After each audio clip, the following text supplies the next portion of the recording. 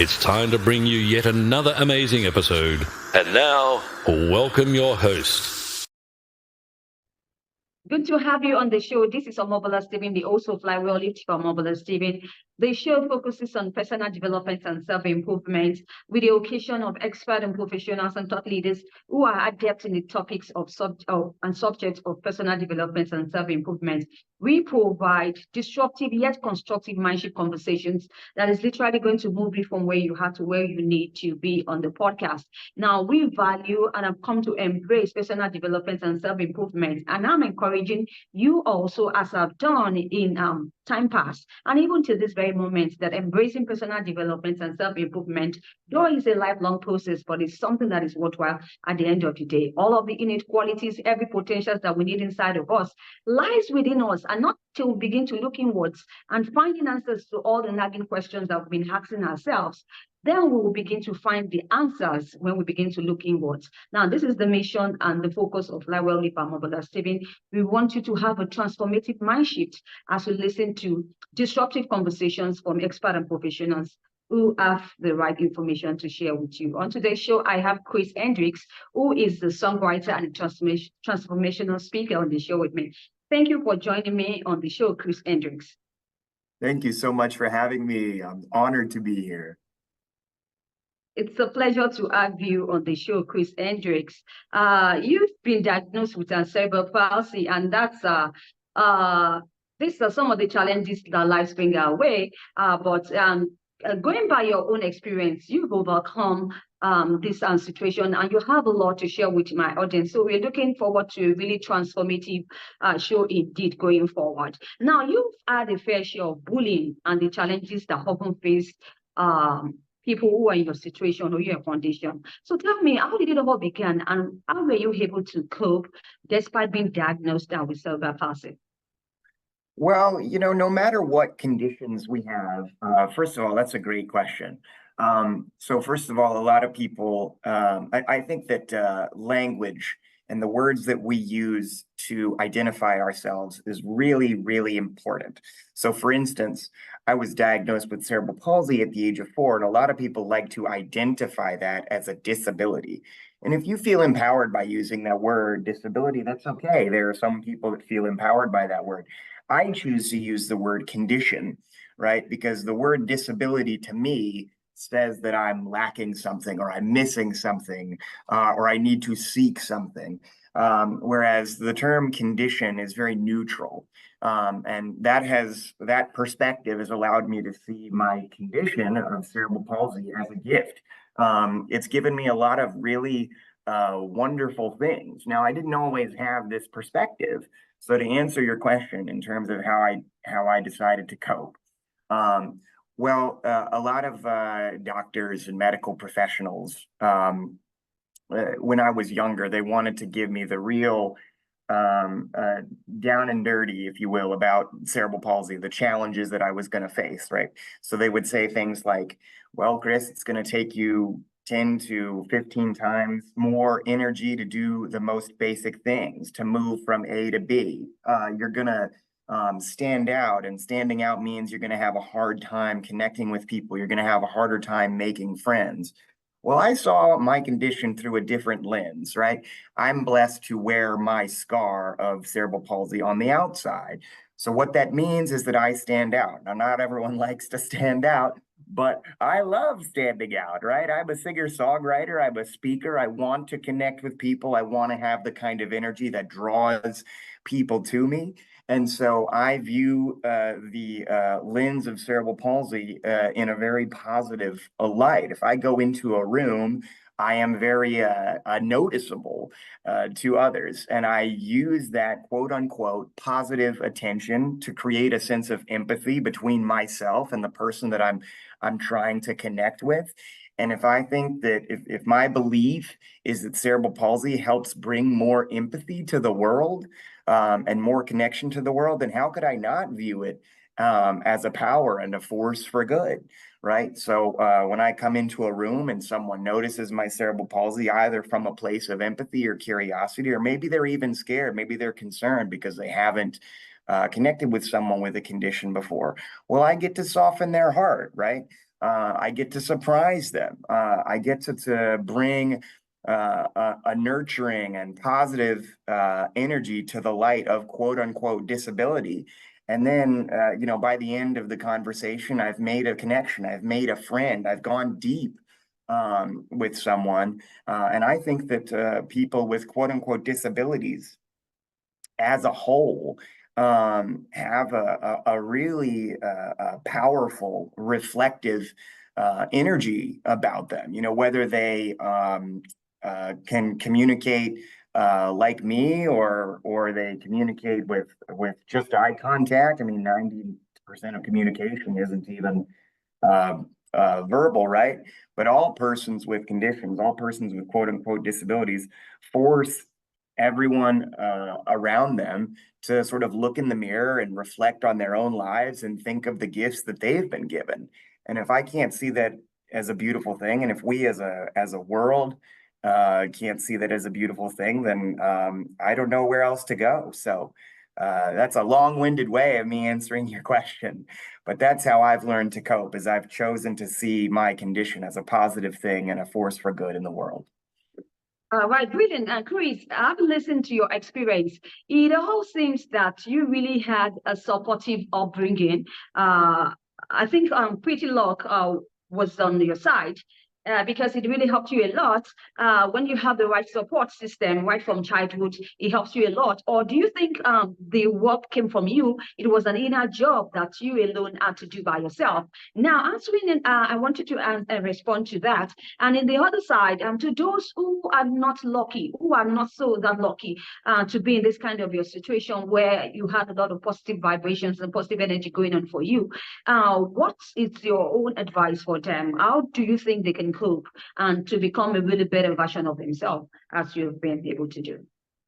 Well, so to answer the first part of your question, that's a great question. I was indeed blessed with a lot of positive energy and positive influence. I had a mother that was very, very passionate about finding independent paths for me.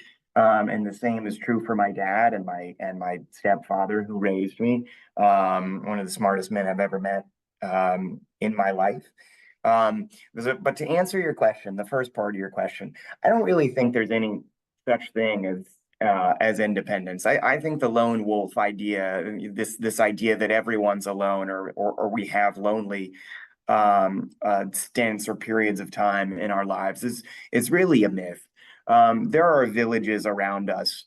No matter who you are, no matter where you are, you've got a village somewhere. And so there's no such thing as independence.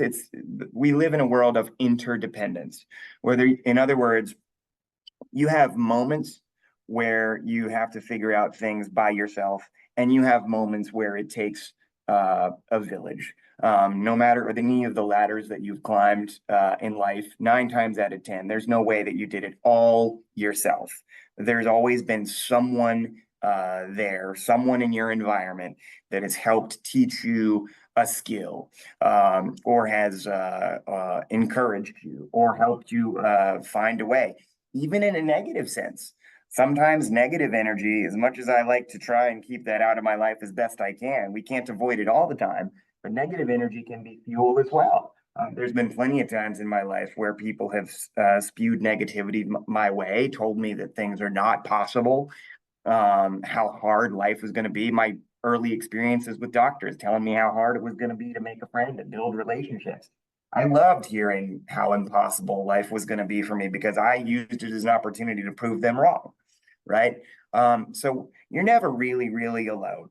That's to answer the first part of your question. The second question, for those out there that were not as blessed with the positive energy, or don't necessarily have the same supports that I have, well, I certainly can't speak to everyone's situation out there. I can only speak to my own. But if I think back to the times in my life when I was most alone, as hard as it was, in order to move forward or move up in life, sometimes we just got to take leaps and wait for the net to appear. The safety net's not always going to be there, but energetically speaking, the universe is so powerful. We live in such a beautiful, energetic world that wants things to open up for us. And so if we have the courage to leap and sort of take the risk and be brave when the net's not there, in my experience, the net has always appeared.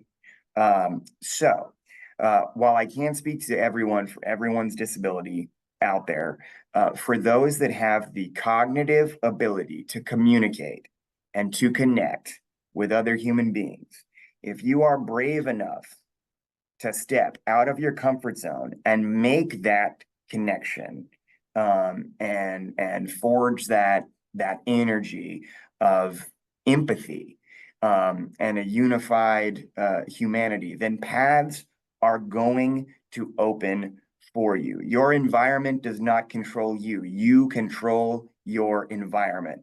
And it starts with your thoughts, it starts with your perspective, and it starts with your belief. And if you have a disability, whether it's seen or unseen, you are surrounded by an energetic empathy that is untouchable for your able-bodied counterparts. And if you don't want to call that a superpower, that's fine, but that's how I choose to see it. And just know that that's never going to leave you. So even in times when you feel alone, you've got that empathetic energy like nobody's business. Use it to your advantage and build your village one person at a time. Right. I'd like us to talk about the values of being underestimated. Now, when we hear the word underestimation, it always seems it's a negative word, quite right. And people think that it's only those who have disability that often faces this kind of negative situation. But I would like you to address this and put it in proper perspective. Why would someone really underestimate you? And is there any psychology behind it? Well, I think that sociologically, the able-bodied community as a whole, history shows that persons with disabilities have been underestimated throughout history. I mean, if you go back to even Greek and Roman times, if it was found that a baby was born deformed or with challenges, the babies were just thrown off the cliff. They were not even given a chance to thrive or exist or live. And even today, in certain countries around the world, persons with disabilities are seen as cursed. So, they're locked away in institution or even killed. So that's a darker side of our history that hasn't really gone away, right? So to answer your question, yeah, I think that especially if you have to wear your scars on the outside, a lot of times people still today in 2024 see that as weakness. And it's really hard for people to see past those scars and see the gifts that we're able to offer as persons with conditions. But here's the thing, though, that's on them, right?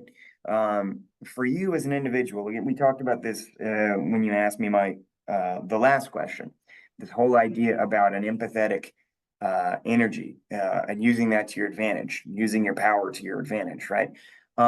If someone else underestimates you, right, that leaves open an element of surprise all the time, right? So in other words, as a person with a disability, I have the opportunity to constantly surprise people, right? And when you're able to surprise people in a really positive way, it just strengthens your power. It strengthens the bond that you forge with other people. It encourages others to look at people with disabilities as valued members of society who can contribute. So any opportunity you have to surprise people, as long as it's in a positive way, strengthens you, strengthens the person you surprise, and it strengthens society as a whole. So use that opportunity, use that element of surprise if you're out there and you've got a condition, to brighten someone's day and sort of ground yourself in your own strength. Because the more people see that, the more opportunities you're going to be given. I'll give you a really quick example. When I didn't have a job back in the day, when I was unemployed, my very first job was working at an electronics retailer called Best Buy. I don't know if they're still around, but I really wanted to work in Best Buy, but I didn't really have a resume. I just knew I really wanted a job there. So instead of writing a resume and going through your typical channels, I knew that people were gonna, again, underestimate me when I walked into the store. I knew they weren't gonna pay any mind to me. So I walked into the store and I went up to every person that worked there and I shook all of their hands and I said, "Hi, my name is Chris Hendricks. I'll be working for you soon, or I'll be working with you soon." And I just walked to every employee, and because they underestimated me, they were like, "Who is this guy that's just saying he has a job here?" And then eventually the manager walked out and pulled me aside and said, "Hey, all of my team members are just telling me that you're saying that you work here, but you don't have a job." And I said, "I don't, but I will." And because of the the confidence that I brought to the table, along with, again, that empathetic energy that I keep talking about, she said, "Okay, well, do you have a resume?" And I said, "Well, I don't, but I've always wanted to work here." And she said, "Well, it turns out I need somebody. Can you interview right now?" And I got interviewed on the spot and I got the job. And I think this is something that you really believe in as well. So feel free to correct me if I'm wrong. If you come in daily, I don't know what is. And fast forward today, I'm connected to you, right? And we're sharing an empathy of self-improvement and empowerment, and empathy together. And I don't think that I would have the gift of this conversation with you today, had I not been born with scars on the outside, right? It's an immediate conversation starter. It's the topics that you and I went over before we hit the record button. I'm just so grateful to get to sort of carry this badge with me, because I'll always have something to say. So underestimate me all you want, and I'll bring all the surprise. And at the end of the day, we'll change the world together.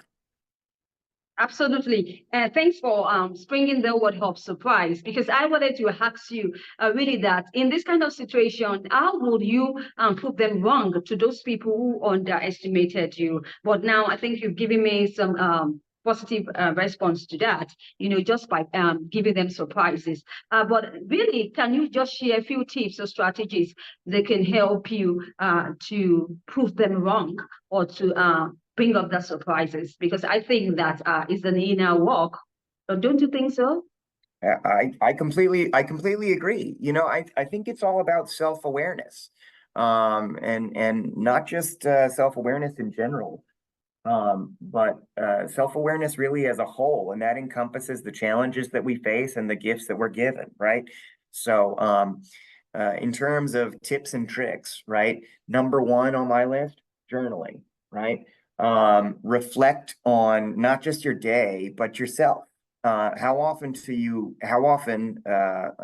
regularly do you go inside yourself and ask the world, ask the universe, ask God, whatever you want to call it, what your strengths are? Why are you here? Why do you get a seat at the table? And that's a powerful question, but we live in a powerful universe, and you'll get a powerful answer, right? And then you write it down, right? Write down your gifts, write down your strengths, write down your challenges.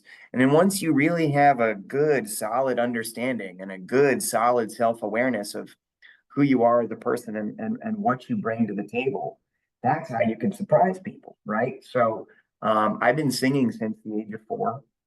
I've been writing since about the age of I want to say 8 or 9.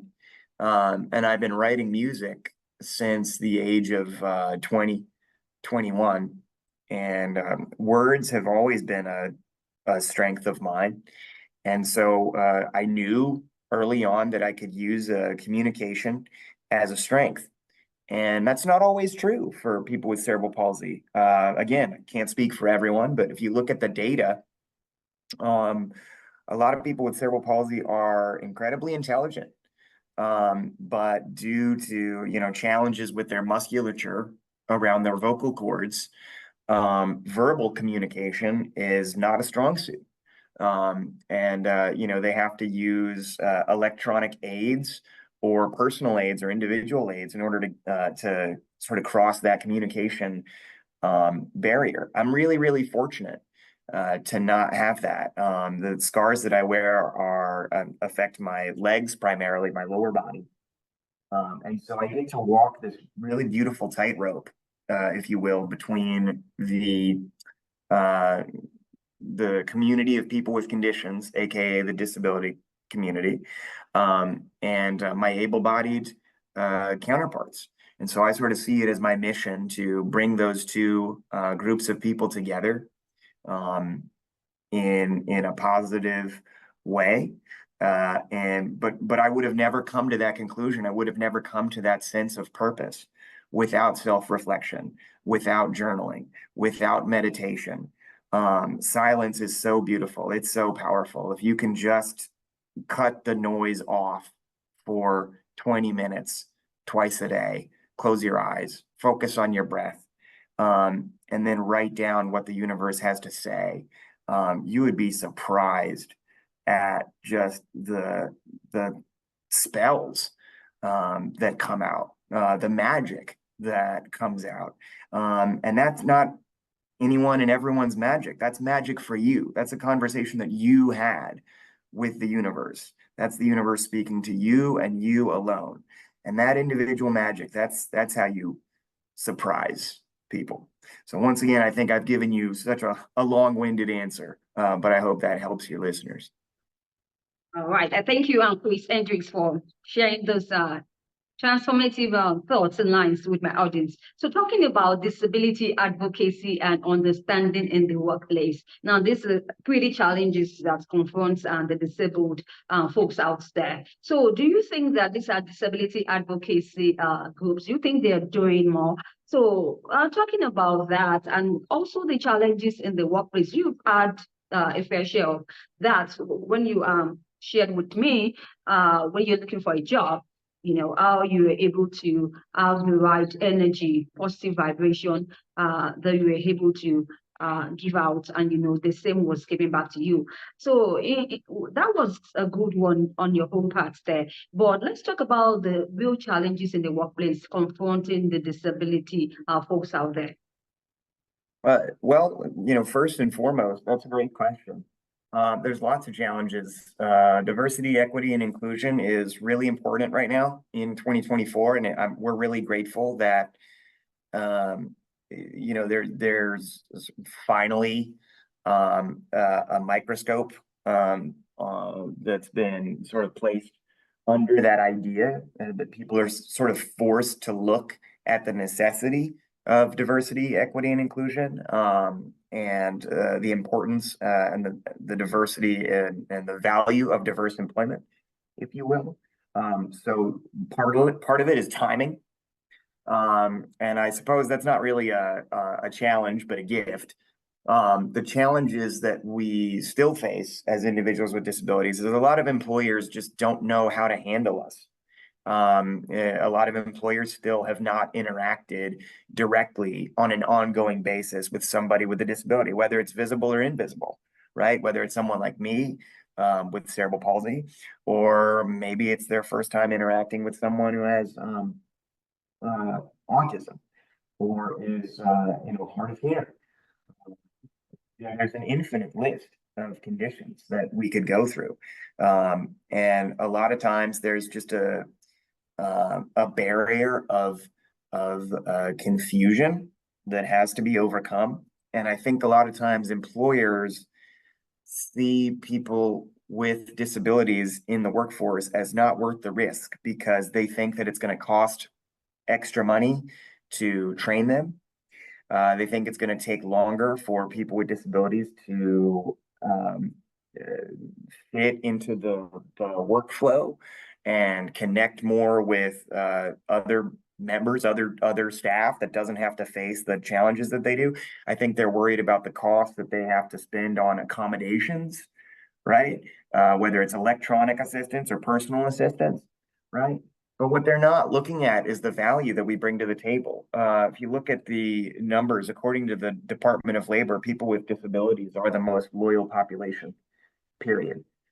We are far more likely to stay employed. If an employer takes a chance on us, we're far more likely to stay employed longer than our able-bodied counterparts because we're fiercely loyal, right? It goes back to that sense of empathy and that sense of connection. We long for connection. We hunger for genuine connection. Not everyone really hungers for genuine connection anymore. I think that people think that they're connected because of social media, but social media is a superficial connection. It's not a real one.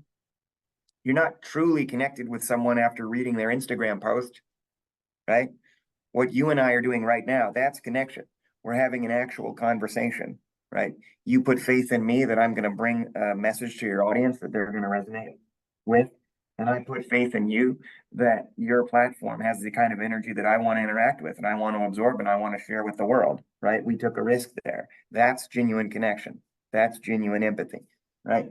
As soon as employers realize that these are things that people with disabilities bring to the table, especially, the sooner they're going to see us as valuable contributors to the workforce. And who knows, eventually we might actually get paid what we're worth. All right. Now, so the flip side of it, to those who are unable to walk, right?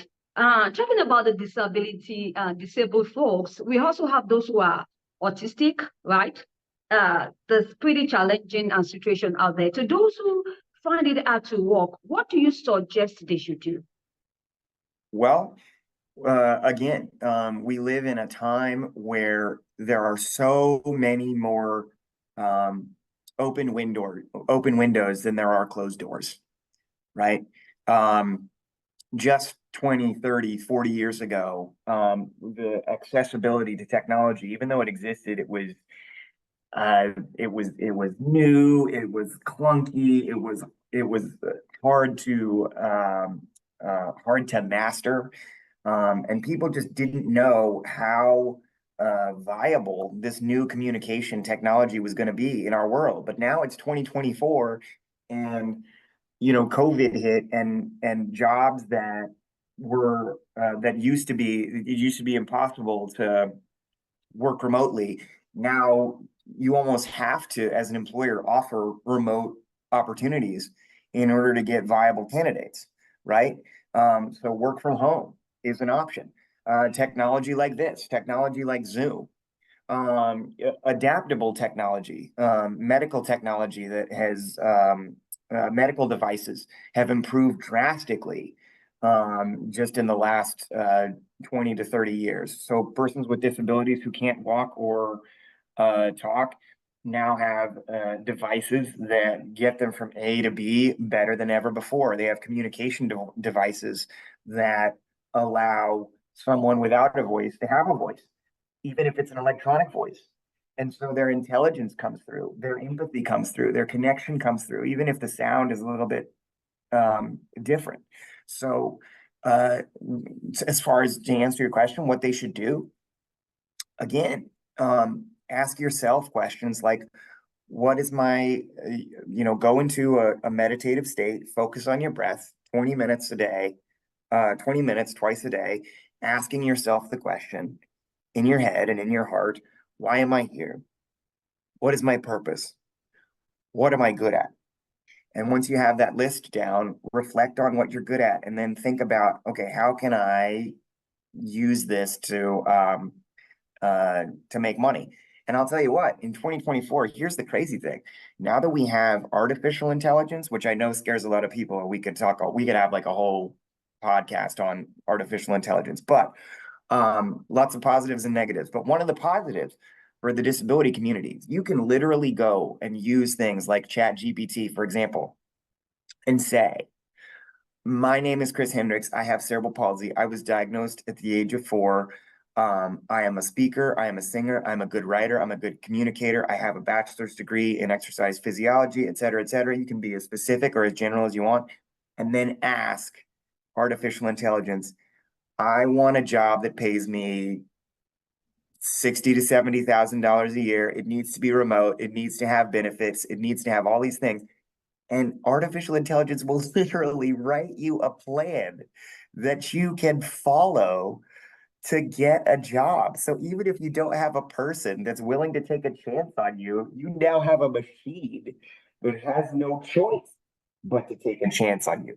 So if you're having a hard time building a human village, right? Which I stand by what I said. I think that we can. I think that we all can bring a village to us. But if you're having a hard time getting your parents' blessing, your cousin's blessing, your friend's blessing, whatever it is, to get out there and to be employed, as long as you have the cognitive ability to communicate, use AI, see what plan they put in place for you, and then take the steps using the internet, using the technology that you have available to you, to move forward. And really, really quickly, I just want to add for parents out there that have adult children with different varying degrees of disability. All I can say is, while I don't, I cannot put myself in your situation. I am a father. I have a 6-year-old daughter at home, and all I can say as I watch her grow and I watch her expand, I know how scary it is to um, loosen the puppeteer strings, and let our sons and daughters go out there and be independent and take risks. I know it's scary, but we must learn how to do it in a safe environment. That applies to our children and our adult children with disabilities. We must have faith in each other to be as interdependent as possible. If we as parents don't have faith in our children, our children are never going to have faith in themselves to be able to go out there and make their own mark on the world. And that is especially true for disability. Chris, do you have any exciting news or any projects you think it's going to be beneficial to the audience? Now, this is the right time for you to share that. Well, I very much appreciate that question. So, my passion is, of course, traveling and speaking and performing. But at the moment, I've got a crew that wants to, or is actually filming a Chris Hendricks documentary. And I'm not really sure what the story is yet. We just had the people who believe in me really want to put together this documentary, so they're going to be following me around with cameras as I travel around and speak and perform. And the goal with that documentary is that it's released to film festivals, I think by the end of next year. So that's probably the biggest thing. But right now I'm just building my team. I have a wonderful PR person, and I'm looking at a couple different agents at the moment, and managers and social media people. Going back to what we said at the beginning of the interview, right? It takes a village. There's no such thing as complete independence. We all need to build this beautiful machine, this beautiful business together. So I'm finding the right people at the moment, and I would love to perform and speak for you. And my favorite thing in the world to do actually is play at people's houses. So I play at one house concert a month, which means I go to your house and you fill your house with your friends, and I sing for you for 2 hours. I sing for you and I tell stories and I inspire you and I lift your spirits. And at the end of the day, I hope you get something from it. And we just sort of pass the bucket, and you pay what you want, what you will, what you can. Um, and at the end of the year, in December, I'll be performing at Art Basel in Miami. So I'm really excited for that. Excited to learn about this project, Chris. I and my audience sincerely wish you the best of luck in this project and also in the subsequent ones that you're going to embark upon, Chris. Thank you. Thank you so much. Thank you once again for joining me on the show and for this great and transformative insight you've shared to my audience. Can you quickly share your social media handles and your website so that my audience can learn more about you and all the great works you're doing? Absolutely. I think that you and I will both resonate with this. I'm correct me if I'm wrong, but I bet you and I both believe in the power of I am, right? So all of my website and my social media handles start with I am, right? So my website is www.iamchrishendricks.com. And all of my social media handles, Instagram, TikTok, Facebook. I'm sure I'm missing one of them, but they're all at I am Chris Hendricks. Brilliant.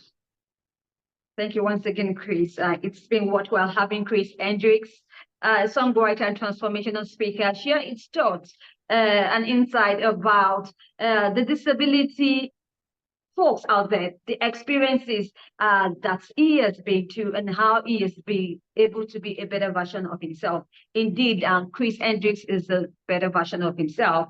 You are really inspiration to my audience and even to the global world out there. We wish you best of luck once again, Chris, and hoping that the universe will always reward all the labor of love you are showing and the support you're showing to the disability advocacy world out there. God bless you once again. Now, if you'd like to catch up with any missed episodes of the show, you can do so on any cross promotion platforms or any distribution platforms you bump into online, and do have a great time. Listen to the show and do have a transformative mind shift, which is the focus of the show, like we all live by Omobola Stephen. I need you always to stay safe. I talk to you soon. Thank you once again, Chris Hendricks.